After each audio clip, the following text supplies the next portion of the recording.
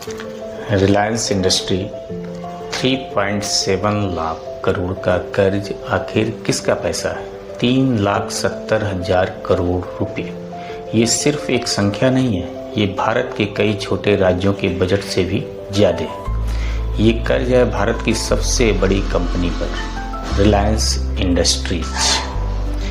Market cap 19 lakh crore, कुल कर्ज 3.7 लाख करोड़ और नेट वर्थ 8.7 लाख करोड़। आज हम बात करेंगे उस सवाल की जो हर आम आदमी के मन में आता है, इतना बड़ा कर्ज आखिर किसका पैसा है? और अगर ये कंपनी कर्ज नहीं चुका पाई तो क्या होगा? चलिए आज इस वीडियो में इस सच्चाई को समझने की कोशिश करते हैं। जब भी कोई बड़ी कंपनी हजारों करोड़ का लोन लेती है तो हम सोचते हैं कि बैंक ने अपना पैसा दे दिया, लेकिन सच्चाई जानकर आप हैरान रह जाएंगे। बैंक के पास पैसा आता है कहाँ से? आपकी एफडी से, आपकी सेविंग अकाउंट से, आपके पेंशन फंड से, आपकी सरकारी जमा से।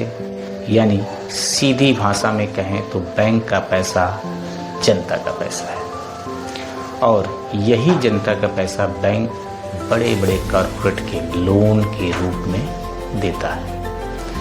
तो अगली बार जब आप सुने कि किसी कंपनी ने 10,000 करोड़ का लोन दिया तो समझिए ये आपका और मेरा पैसा है। रिलायंस जैसी कंपनी को लोन एक बैंक नहीं देता, क्योंकि इतना बड़ा रिस्क एक बैंक अकेले नहीं ले सकता।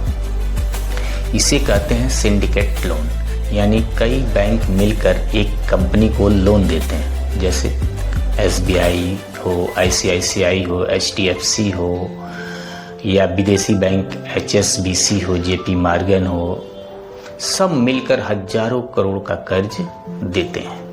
और ये सिर्फ रिलायंस की बात नहीं है, भारत की हर बड़ी कंपनी टाटा, अडानी, बिरला सब इसी तरह कर्ज लेती हैं। लेकिन सवाल ये है कि इतना कर्ज लेकर रिलायंस ने किया क्या? कहानी शुरू होती है 1966 में। धीरूभाई अंबानी ने शुरू किया था एक छोटा सा बिजनेस, लेकिन असली विस्तार तब हुआ जब कंपनी ने नए नए सेक्टर में कदम रखा। तेल और गैस से शुरू हुआ, सफर पेट्रोकेमिकल तक पहुंचा, फिर रिटेल में उतरा, फिर आया वो धमाका जिसने पूरे भारत को बदल कर रख दिया।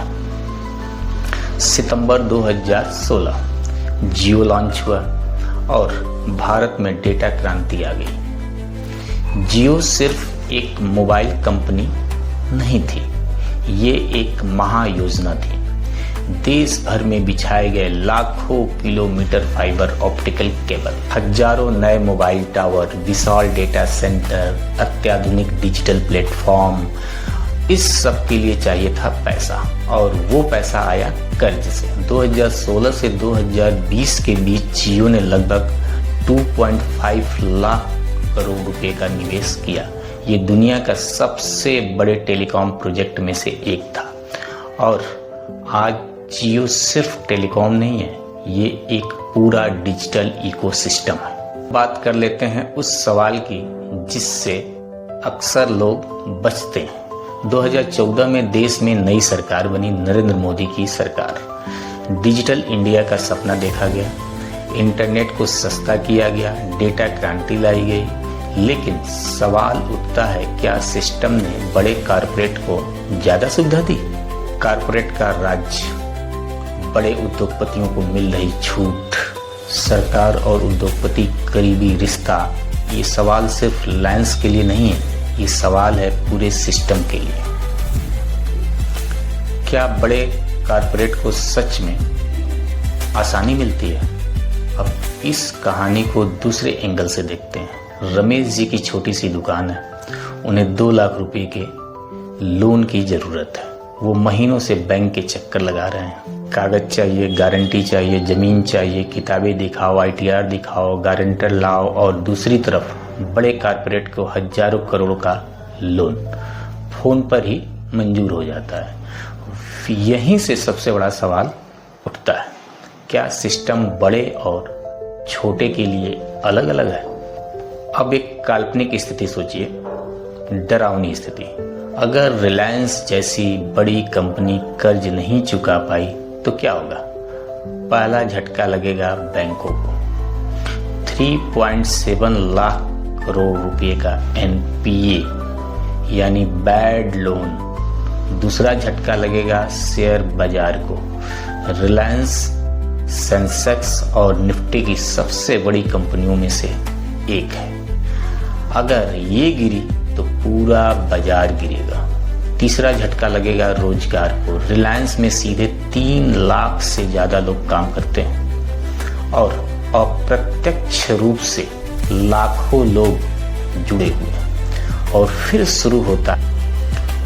शुरू होगा डोमिनो इफेक्ट। सप्लाई प्रभावित होंगे, वेंडर प्रभावित होंगे, छोटे कारोबारी प्रभावित होंगे। लेकिन सच्चाई का दूसरा पहलू भी देखिए, रिलायंस सिर्फ कर्ज वाली कंपनी नहीं है, इसके पास है भारी कैश फ्लो। हर साल हजारों करोड़ का मुनाफा, विशाल संपत्ति, जमीन, फैक्ट्रियां, नेटवर्क, वैश्विक निवेश भी है। दुनिया की बड़ी कंपनियों ने पैसा लगाया है, जैसे गूगल ने पैसा लगाया है इसमें, फेसबुक ने पैसा लगाया है इसमें, सऊदी अरामको ने पैसा लगाया है इसमें। इसी वजह से बैंक इसे मजबूत कंपनी मानती है, क्योंकि कर्ज भले 3,70,000 करोड़ का है, लेकिन संपत्ति इसकी जो है 8,70,000 करोड़ से ज्यादा की है। लेकिन सवाल फिर भी वही है, जब एक किसान 50,000 रुपये के लोन के लिए इंतजार करता है, जब एक छोटा व्यापारी 2 लाख के लोन के लिए महीनों चक्कर लगाता है, तो बड़े कारपोरेट को हजारों करोड़ का कर्ज इतनी आसानी से कैसे मिल जाता है? क्या ये सिर्फ बिजनेस की ताकत है, या सिस्टम में कहीं ना कहीं बड़े और छोटे के लिए अलग अलग रास्ते हैं? ये सवाल आप पर छोड़ता हूं, कमेंट में जरूर बताइएगा आपका क्या कहना है। अगर आपको ये वीडियो पसंद आए तो इसे लाइक और शेयर करना न भूलिएगा, ताकि ये सवाल और लोगों तक पहुंचे। अगली वीडियो में फिर मिलते हैं, तब तक के लिए सवाल पूछते रहिए।